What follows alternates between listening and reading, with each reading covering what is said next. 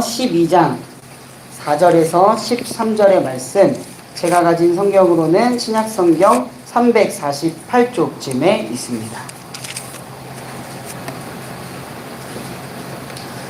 히브리서 12장 4절에서 13절의 말씀을 다 같이 교독하시고 마지막 절은 함께 읽도록 하겠습니다. 여러분은 죄와 맞서서 싸우지만 아직 피를 흘리기까지 대항한 일은 없습니다. 여러분은 하나님께서 여러분을 향하여 자녀에게 말하듯이 하신 이 권면을 잊었습니다. 내 아들아, 주님의 징계를 가볍게 여기지 말고 그에게 효지람을 들을 때에 난심하지 말아라. 주님께서는 사랑하시는 사람을 징계하시고 받아들이시는 이들마다 책찍질하신다. 징계를 받을 때에 청하내십시오. 하나님께서는 자녀에게 대하시듯이 여러분에게 대하십니다. 아버지가 징계하지 않는 자녀가 어디 있겠습니까? 모든 자녀가 받은 징계를 여러분이 받지 않는다고 하면 여러분은 사생아이지 참 자녀가 아닙니다. 우리가 육신의 아버지도 훈육자로 보시고 공경하거든 하물며 영들의 아버지께 복종하고 살아야 한다는 것은 더욱더 당연한 일이 아니겠습니까? 육신의 아버지는 잠시 동안 자기들의 생각대로 우리를 징계하였지만 하나님께서는 우리를 자기의 거룩하심에 참여하게 하시려고 우리에게 유익이 되도록 징계하십니다. 그 징계는 어떤 것이든지 그 당시에는 즐거움이 아니라 괴로움으로 여겨지지만 나중에는 이것으로 훈련받는 사람들에게 정의의 평화로운 열매를 맺게 됩니다. 그러므로 여러분은 나른한 손과 힘 빠진 무릎을 일으켜 세우고 똑바로 걸으십시오. 그래서 절름거리는 다리로 하여금 삐지 않게 하고 오히려 낫게 하십시오. 아멘.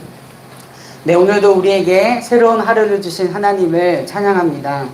네, 그 하나님을 예배하기 위해 이 자리에 있는 모든 성도님들을 주님의 은혜로 축복합니다. 교육학 용어 사전을 보면요, 훈육이라는 말을 다음과 같이 설명을 합니다.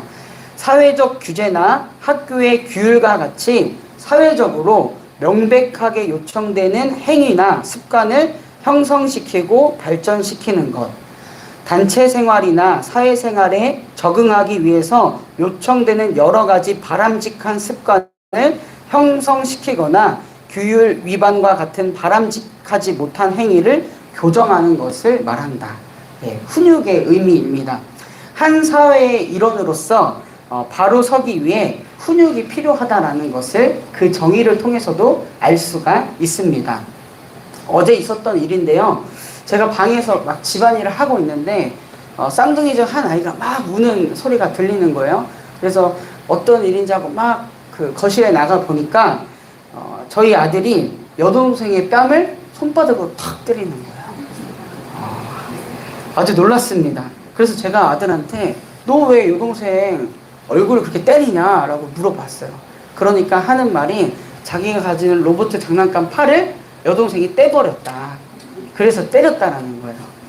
제가 그 이야기를 듣고 그래 잘했다. 먼저 여동생이 잘못했네. 앞으로도 계속 그래라. 그랬을까요? 그렇게 하지 않았습니다. 저는 아들을 붙잡고 눈을 바라보면서 이야기를 했습니다. 앞으로 동생이 또다시 그러한 행동을 할 수도 있는데 그렇게 행동하면 아빠한테 와서 이야기해라.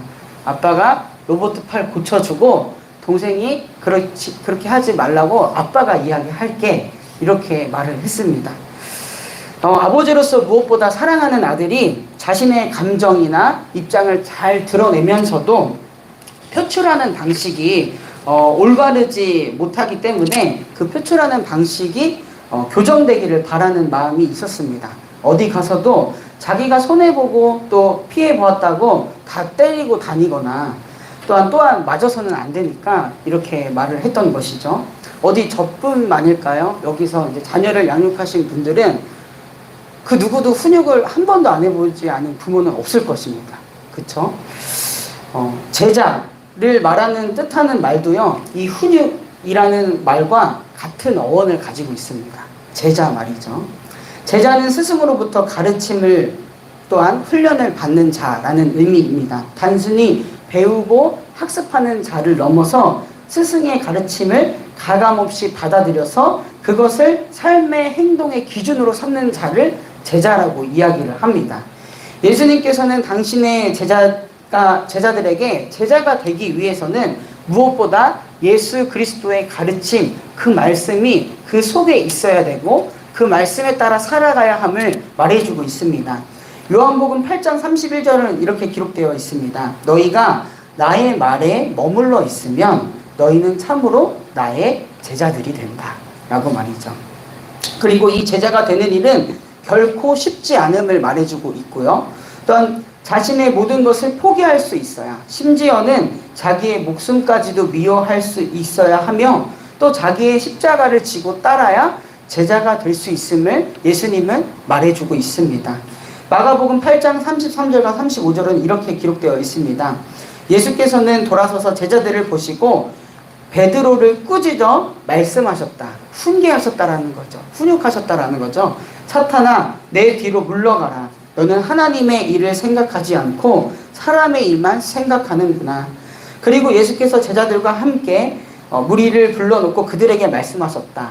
나를 따라오려고 하는 사람은 자기를 부인하고 자기 십자가를 지고 나를 따라오노라.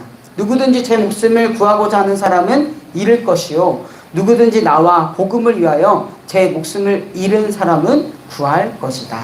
아멘. 예수님이 그 사랑하는 제자들을 훈육하시고 그리고 제자로서 살아감에 있어서 분명히 역경과 고난, 힘듦이 있다라는 것을, 자기 십자가를 지어야 함을 말해주고 계십니다. 한마디로 참된 제자, 참된 하나님의 자녀로 살아가게끔 훈육하시는 예수님의 모습을 우리는 볼 수가 있습니다. 오늘 본문에서도 하나님께서는 당신의 사랑하는 자녀들을 위해서 훈육하시는 분이라는 것을 알 수가 있습니다. 때때로 징계도 내리시는 분이십니다. 오늘 본문은 하나님의 훈육과 징계의 의미에 대해서 말해주고 있는데요. 오늘 본문은 이렇게 시작합니다. 여러분은 죄와 맞서서 싸우지만 아직 피를 흘리기까지 대항한 일은 없습니다. 이 말은 즉 죄와의 싸움에서 회색지대는 없다라는 말입니다.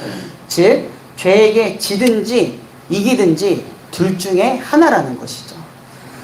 오늘 본문의 상황뿐만이 아니라 오늘도 죄와 싸우는 우리에게는요 항상 이러한 입장이 있어야 할 줄로 믿습니다. 오늘도 죄는 우는 사자와 같이 삼킬 자를 두루 찾아다닙니다. 베드로전서에서는 이렇게 말하고 있죠. 정신을 차리고 깨어 있으십시오. 여러분의 원수 악마가 우는 사자와 같이 삼킬 자를 두루 찾아다니고 있습니다 라고 말하죠. 오늘 본문의 상황은 예수 그리스도를 믿음으로 말미암아 많은 고난과 박해 또한 역경을 겪고 있는 그런 상황을 나타내고 있습니다. 그럼에도 저자는 계속해서 믿음의 경주를 이어가라 라고 요청하고 있습니다.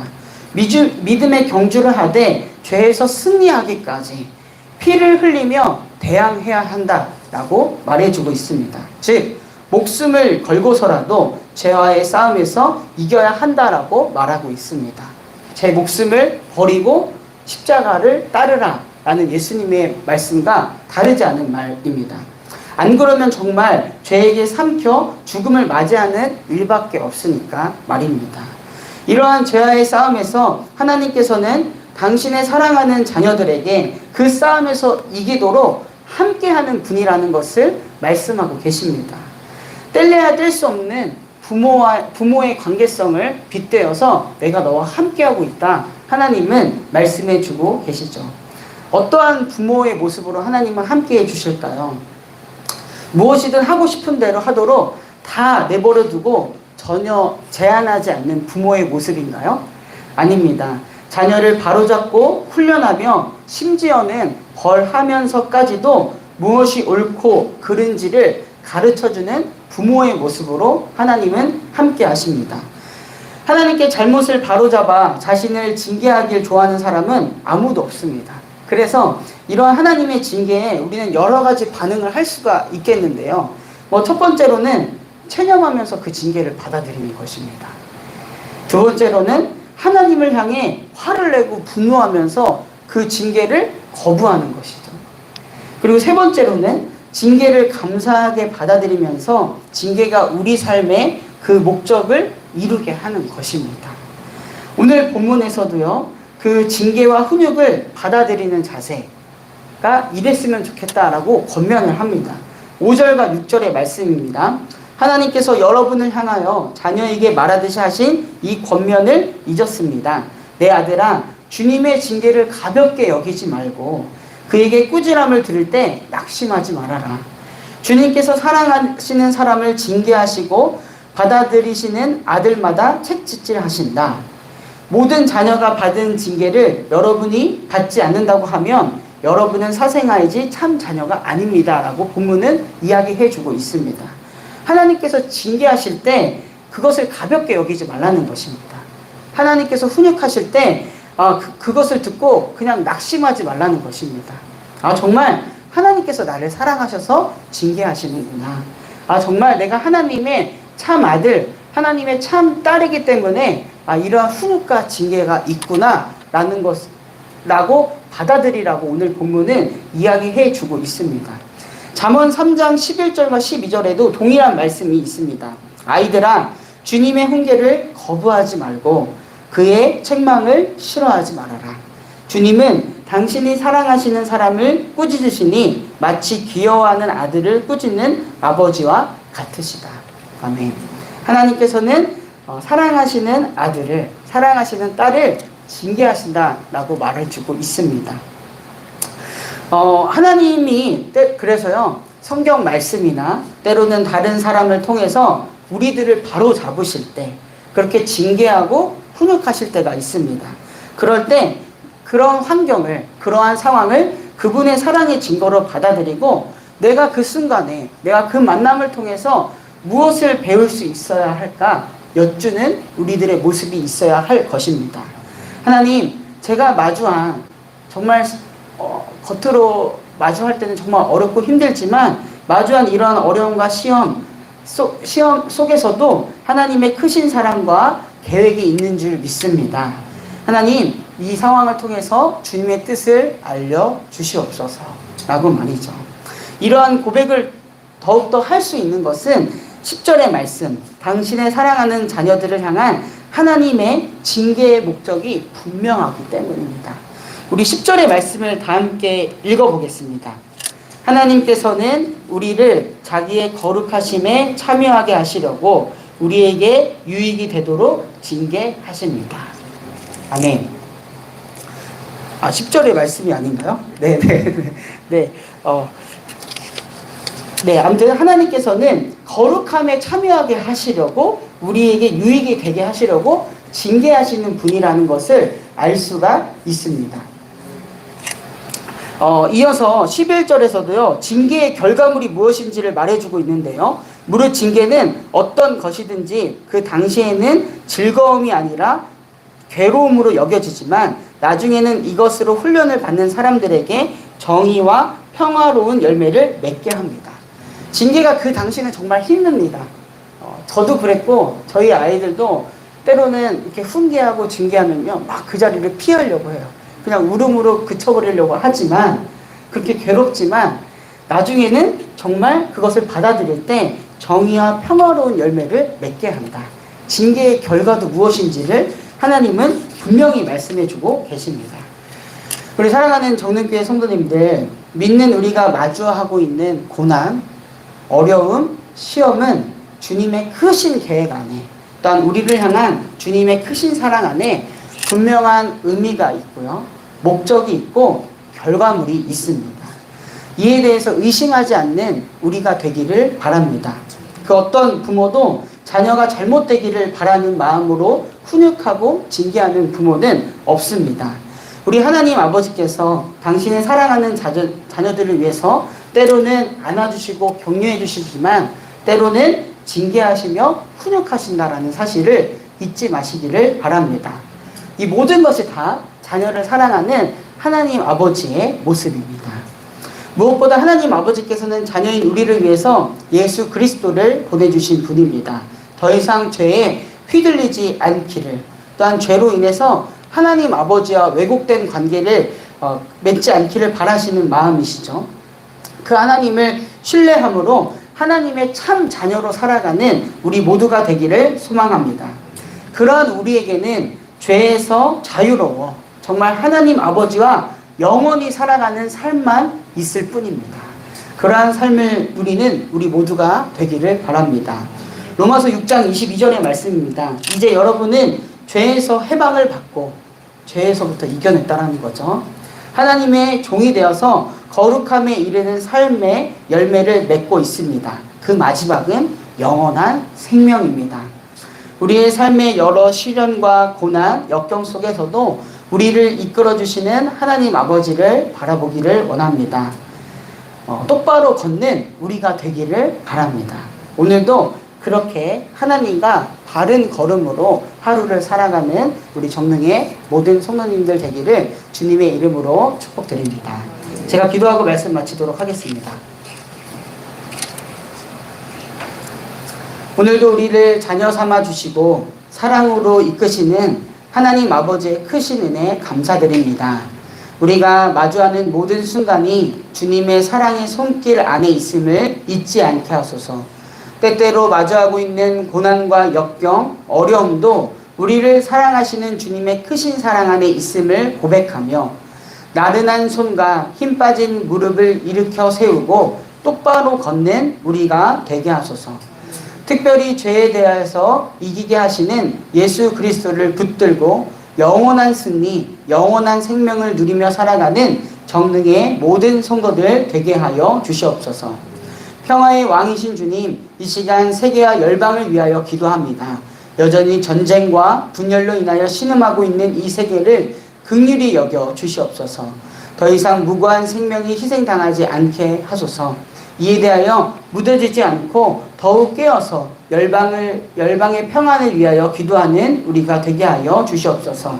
이 나라 민족을 위해 중보합니다. 이 나라와 민족이 마주하고 있는 여러 사건과 사고 문제 앞에서 우리가 무엇보다 해야 할 일은 하나님 앞에 무릎 꿇고 기도하는 일입니다. 이 나라 민족을 회복시키고 다시 온전케 하시는 하나님을 더욱 의지하는 우리가 되게 하여 주시옵소서. 몸과 마음 영혼이 아픈 환우들 있습니다. 병으로 인하여 지치는 마음을 주님께서 어루만져 주시옵소서. 병상 중에서도 함께 하시는 주님의 은혜, 새 힘을 주시는 주님의 은혜를 경험하게 하여 주시옵소서. 또한 낙담하거나 절망 가운데 있는 우리 교우들이 있는 줄 압니다. 주님, 그들의 손을 붙들어 주시고 다시금 새 힘을 허락하여 주셔서 일어나 하나님을 바라보고 하나님께 향하는 교우들 되게 하여 주시옵소서. 오늘은 화요 중보 기도회가 있는 날입니다. 한 마음 한 뜻으로 주님의 마음을 구하며 기도하고 중보할 때에 일하시는 하나님을 경험하는 귀한 시간 되게 하여 주시옵소서. 기도하러 나오는 모든 영혼들을 축복하시고 기도할 때에 영의 충만함을 경험하는 시간 되게 하여 주시옵소서. 이 시간 각자의 기도의 제목을 가지고 하나님께 나아왔습니다. 기도를 통하여 하나님 뜻 알게 하시고 그 뜻에 따라 살아가는 한날 되도록 인도하여 주시옵소서. 이 모든 말씀 지금도 살아계셔서 우리와 함께 하시는 우리 구주 예수 그리스도의 이름으로 간절히 기도드립니다. 아멘. 하늘에 계신 우리 아버지여, 이름이 거룩히 여김을 받으시오며 나라가 임하시오며 뜻이 하늘에서 이루어진 것 같이 땅에서도 이루어지이다. 오늘 우리에게 일용할 양식을 주시옵고 우리가 우리에게 죄 지은 자를 사하여 준 것 같이 우리 죄를 사하여 주시옵고 우리를 시험에 들게 하지 마시옵고 다만 악에서 구하시옵소서. 나라와 권세와 영광이 아버지께 영원히 있사옵나이다. 아멘.